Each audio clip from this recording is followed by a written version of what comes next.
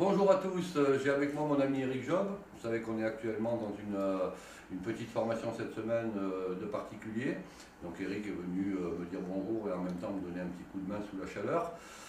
J'ai voulu qu'on fasse un petit interview parce que vous savez que sur la page professionnelle du centre, il y a beaucoup de monde qui suit nos activités. J'ai fait quelque chose que je ne fais jamais, hein, c'est-à-dire que j'ai partagé la vidéo de travail qui a commencé à circuler et Qui a fait le buzz. voilà, qui a fait le buzz au niveau des réseaux sociaux et même dans la presse. Une vidéo de travail où on voit un chien commencer à travailler dans un exercice bien spécifique et qui finit sur l'épaule d'un individu, voilà, je veux dire d'un individu pour finalement finir fracassé au sol. Donc je voulais revenir un petit peu sur cette vidéo, je ne l'ai pas partagée pour rien. Je ne partage jamais le travail des autres et je ne critique jamais nommément les gens, ou je ne donne jamais d'avis nommément sur les personnes parce que ça ne m'intéresse pas, j'ai suffisamment à faire. Donc comme Eric était là, je lui ai demandé s'il voulait donner son avis sur ce qu'il avait vu sur cette vidéo. Et je te demande ton avis tout simplement et puis je donnerai le mien après. Alors, bonjour à tous. Donc, moi je me présente, je suis président d'un club dans le Gard, et un club qui pratique des disciplines mordantes. J'ai été profondément indigné par la vidéo, comme tout le monde, heureusement. Et moi, j'aimerais tirer un petit peu la sonnette d'alarme. Ce buzz, c'est une chose. Il fallait sortir de la loi du silence parce que c'est courant, enfin, dans certaines structures, aussi bien professionnelles qu'amateurs, d'avoir de la brutalité. Par contre, attention, ce n'est pas une généralité. Il y a beaucoup de clubs d'éducation et de moniteurs qui font un très bon travail, il y a de très bons professionnels. Et là, en ce moment, l'inquiétude que j'ai par rapport à tous ces réseaux sociaux, c'est qu'on est en train de faire une généralité d'une brute épaisse. Il y a des individus comme ça, c'est une minorité. La logique pour moi en tant que président de club, je l'ai proposé il y a quelques années et on m'a sauté à la gorge, il faudrait créer une commission d'éthique aussi bien dans les concours, des gens qui viennent visiter dans les clubs, ouvrir plus facilement les clubs dans toutes les disciplines et surtout mordantes à l'heure actuelle vu cette vidéo, de manière à moraliser, à savoir que les épreuves mordantes elles sont utiles pour la sélection canine en élevage canin et c'est un outil de sélection pour les éleveurs. C'est un outil aussi pour les administrations, puisque vous avez vu dans les administrations que certains chiens sont très bien utilisés. Donc, moi, en tant que président et éleveur, je voudrais qu'on tire la sonnette d'alarme. Il y a de mauvais professionnels, il y a de mauvais amateurs. Par contre, cette vidéo n'est pas une généralité. Par contre, il faudrait créer une commission d'éthique, enfin j'insiste là-dessus, pour contrôler certains professionnels, certains clubs amateurs qui font du n'importe quoi. Mais surtout, pas de généralité. Okay. Pour moi, voilà, à ce niveau-là. Okay. Et sortir de la loi du silence, parce qu'il y a, dans le milieu sportif, il y a des gens qui se protègent entre eux, qui savent que certaines personnes sont des brutes épaisses et n'osent pas, entre guillemets, les dénoncer. Là, je pense qu'il est temps de moraliser le sport canin, les disciplines mordantes sportives, et sortir de cette loi du silence, la protection du copain, etc. Okay. Alors moi, je ne connais pas du tout l'individu qu'on voit en vidéo. Ça fait quand même quelques décennies de parcours que j'ai, où je visite des clubs, où j'ai déjà vu, j'étais dans beaucoup de clubs. Alors déjà quelque chose qui m'a un petit peu gêné dans la présentation de cette vidéo à l'origine, c'est Bonjour chez les Ch'tis. Les Ch'tis, j'y ai habité pendant 16 ans, j'ai vu beaucoup de clubs qui travaillaient très bien. Donc déjà, ça part déjà un petit peu en vrille dès le départ. Bon, c'est une petite aparté. Ce que l'on voit en vidéo qui émeut beaucoup de monde et pas quelque chose, c'est effectivement, comme dit Eric, c'est une minorité de personnes, mais c'est pas quelque chose qui est peu fréquent. C'est quelque chose qu'on retrouve assez fréquemment chez certains individus. Ça reste une minorité. Voilà, ça reste une minorité, mais ça donne une image de marque des sports canins et en particulier des sports de prise ou des sports de mordant. Ça donne une image de marque où vous avez, on va dire, la majorité et l'essentiel des gens qui travaillent en éducation, que ce soit des professionnels ou que ce soit en associatif. Hein. J'ai pas de de parti pris, moi, que ce soit un club associatif affilié ou non à la Société Centrale Canine, que ce soit un professionnel, etc. Je me fiche de l'étiquette que peuvent avoir les gens. Moi, ce qui m'intéresse, c'est le travail qui est fait chez ces gens-là et la façon dont le travail est fait. Là, clairement, sans connaître l'individu, ben, ce sont pour moi des individus à bannir plus complètement de tout ce qui est secteur d'activité canin, quelles que soient les raisons qui ont poussé ou qui poussent ce genre d'individus à utiliser ce genre de méthode entre guillemets. On est dans de la maltraitance gratuite. Voilà, on est dans de la maltraitance gratuite. Alors quelquefois c'est vrai qu'on peut être rude sur certains chiens qui pourraient, où on a besoin de recadrer parce qu'il y a une vision de l'euthanasie, etc.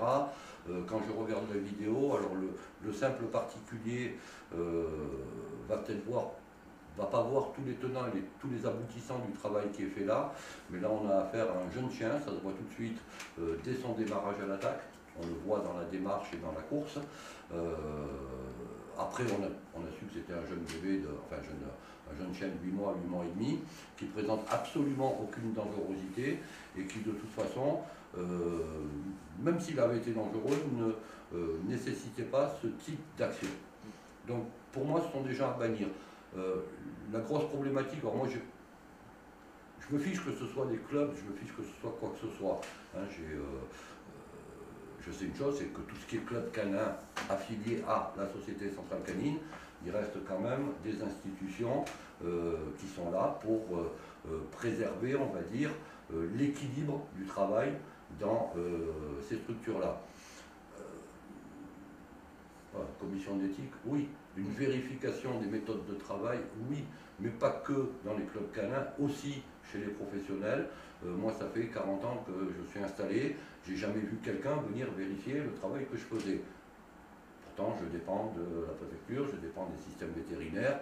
J'ai jamais vu personne qui est venu voir, si à part pour m'enquiquiner parce que j'avais des clôtures à 1,95 m au lieu de 2 mètres, ça oui, mais pour la façon dont on travaille, les méthodes qu'on emploie, non. Non. Donc voilà, ça reste une minorité. Alors qu'on ait mis ça en pâture, je vais dire, au grand public sur les réseaux sociaux, moi personnellement, ça ne me dérange pas, pour une raison très très simple, c'est que si ça n'avait pas été mis en pâture, il y a de fortes chances pour qu'on n'en ait jamais entendu parler. Donc c'est à double tranchant le fait d'avoir une diffusion aussi large. Il y a plein de malfaisants, on va dire, à côté. Hein. Il y a plein de malfaisants et je suis en train de penser, là moi je cite les noms, j'ai pas honte, hein. Je suis en train de penser à une association One Voice qui a été me faire des reportages uniquement sur des clubs sélectionnés où on savait qu'il y avait des méthodes qui étaient brutales. Moi, je préférerais que ces genres de personnes aillent faire des reportages, même cachés, mais sur un ensemble de clubs, afin qu'on se rende compte qu'il y a une minorité où effectivement il y a encore des méthodes qui sont inacceptables, et puis que la majorité des clubs canins, la majorité des professionnels travaillent avec de la rigueur, mais du respect du chien. C'est trop facile d'aller prendre un type de comportement et puis après de faire très très vite une traînée de poudre sur tout l'ensemble d'une activité associative ou sur tout l'ensemble de la profession. Il suffit simplement, hein, le Flitox à l'époque ça existait, il suffit simplement d'éliminer, voilà, d'éliminer purement et simplement les gens qui sont encore à des méthodes je ne vais même pas dire traditionnelles, à des méthodes archaïques, ce ne sont même pas des méthodes traditionnelles, c'est des méthodes préhistoriques. Dans ce métier, la première chose qu'on a à faire, c'est à savoir être équilibré soi-même. Voilà, je pèse mes mots, c'est à savoir être équilibré soi-même, à savoir gérer ses émotions, à savoir gérer éventuellement ses colères, ce qui veut dire qu'à partir du moment où on n'a pas cet équilibre, je considère ces gens-là comme des déséquilibrés qui n'ont strictement rien à faire avec un chien. pense que c'est relativement clair.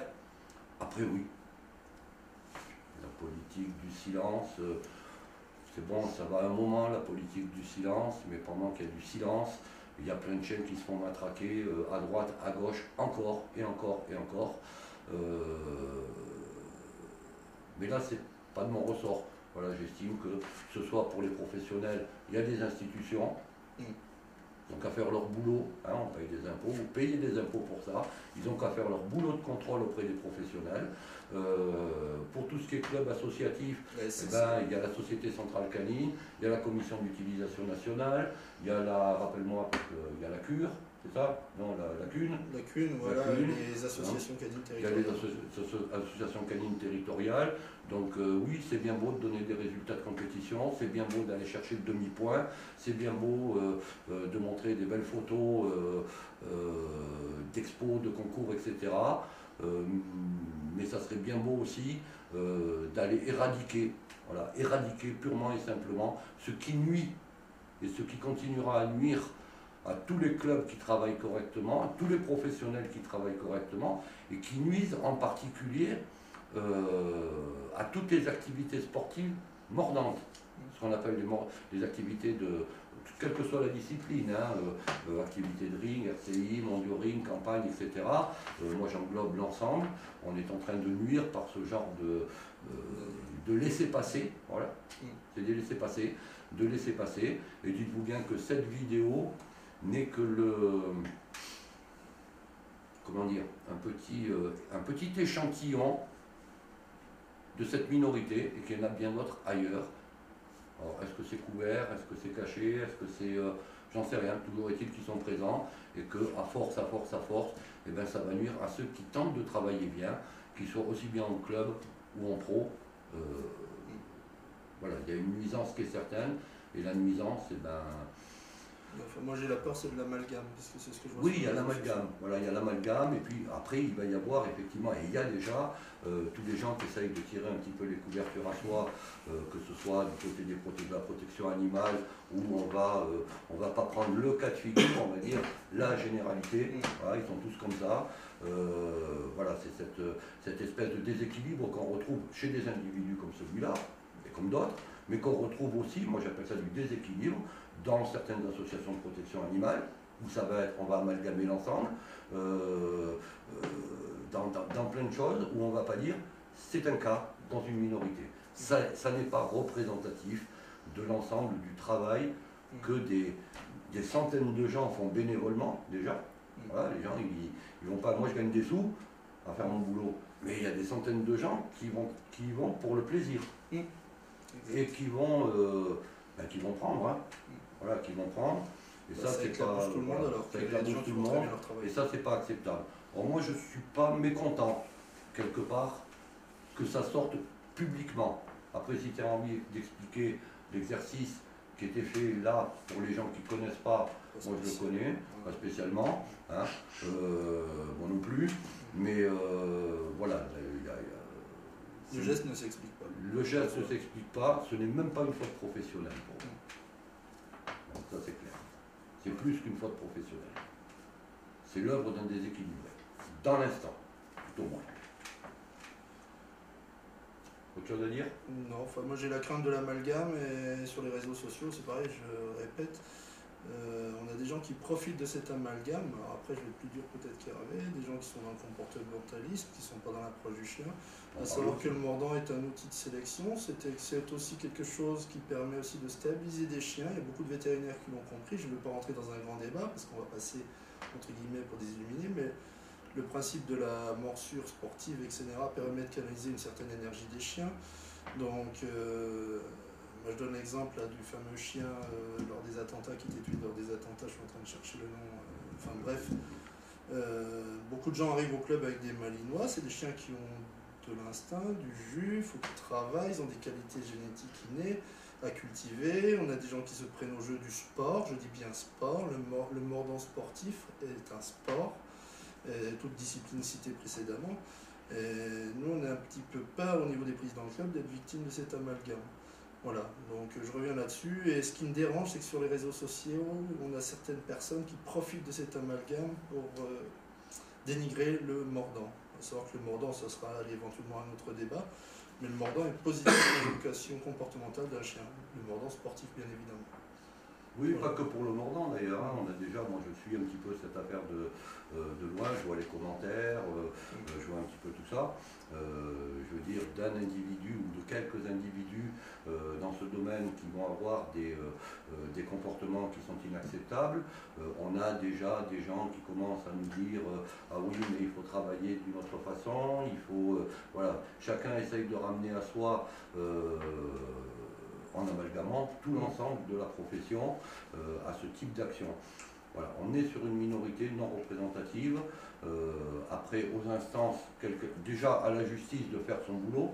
J'espère qu'elle le fera correctement. Après, moi, tout ce que je lis à côté concernant les maîtres et tout ça, franchement, je m'en fous. Je m'en fous. Moi, je reste axé sur ce qu'on me présente. Ce qu'on m'a présenté, c'est une vidéo avec une fin de vidéo qui est inacceptable. Point. Le reste, je m'en tamponne. Voilà, toutes les histoires qu'il peut y avoir entre les uns et les autres, c'est quelque chose qui ne me concerne pas. Ça, c'est un acte qui est délictueux, c'est un acte qui, j'espère, sera puni par la justice. Donc que la justice fasse son boulot. Après, que les institutions qui encadrent, qui sont censées encadrer les activités et professionnelles et associatives, fassent leur boulot, voilà, fassent leur boulot de contrôle de bonnes mœurs, on va dire. Hein, de contrôle de bonnes mœurs, d'une politique, d'une déontologie qui soit claire, fasse des contrôles. Et puis, moi, je n'ai jamais entendu jusqu'à maintenant, et Dieu sait que ça fait longtemps que je vois des clubs, je n'ai jamais vu ni entendu vraiment quelque chose aboutir au niveau d'une plainte dans ces cadres-là. D'une réclamation. Enfin, c'était le cas pour moi dans le passé, voilà. D'une réclamation qui a été étouffée. Mais il n'y a pas eu que toi, il y a eu beaucoup de personnes et c'est la loi du silence. C'est la loi du silence. Donc tant qu'il y aura la loi du silence, ben, de temps en temps, maintenant tout le monde a un iPhone, tout le monde a un portable, tout le monde a un ceci. Ben, moi je vous conseille, quand vous allez dans un club, quand vous allez chez un pro, je viens de l'autoriser chez moi. Quand vous allez chez un club, quand vous allez chez un pro, demandez l'autorisation de filmer. Et si les gens ne sont pas d'accord pour que vous filmiez les leçons, allez ailleurs. C'est qu'ils ont quelque chose à cacher. Moi, je viens de donner l'autorisation à tout le monde de filmer lors de mes formations, lors de mes séances de cours, etc. Ben parce que j'ai rien à cacher. Voilà, j'ai rien à cacher. Et puis, si un jour, il m'arrivait, mais ça m'étonnerait de me mettre en colère après un chien, ben tant pis, ça sera filmé, tout simplement. C'est clair, on était précis. J'ai rien à rajouter. Manque de franchise, voilà, je veux dire, il y en a marre et des mensonges, il y en a marre de l'opacité, il y en a marre des copineries, il y en a marre de tout ça, c'est les chiens qui prennent sur la gueule, et là un chien de 8 mois qui prend sur sa gueule par un abruti. Je suis très calme, mais je pense que si ce jour-là j'avais été dans les parages, oui, j'aurais réagi comme beaucoup ont réagi dans leurs commentaires. Certainement pas de façon très calme, mais voilà, on ne peut pas toujours garder son calme. Voilà, je sors de ma réserve. Habituellement, je ne parle pas des gens, je m'en fous des gens. Là, je sors de ma réserve parce que... il n'y a même pas de mots. Voilà, voilà, je ne trouve pas les mots, c'est clair. Surtout un bébé de 8 mois. Même pas un chien de 4 ans, hein. Même pas un méchant. Il n'y a pas de logique. Même pas un méchant. Voilà, il n'y a pas de logique et on a affaire à des gens qui n'y connaissent, voilà, je suis clair, qui n'y connaissent strictement rien. Ils sont improvisés, éducateurs cadres et homme assistant. Donc il faut, voilà, moi je ne cite pas de nom, il y a des institutions, j'espère, je les ai citées quand même les institutions, hein, pour les clubs et pour les pros. C'est peut-être temps de faire autre chose que de rester votre cul dans votre fauteuil à boire un pastis. Hein. Voilà, sur ce, je vous souhaite une bonne soirée. Bonne soirée.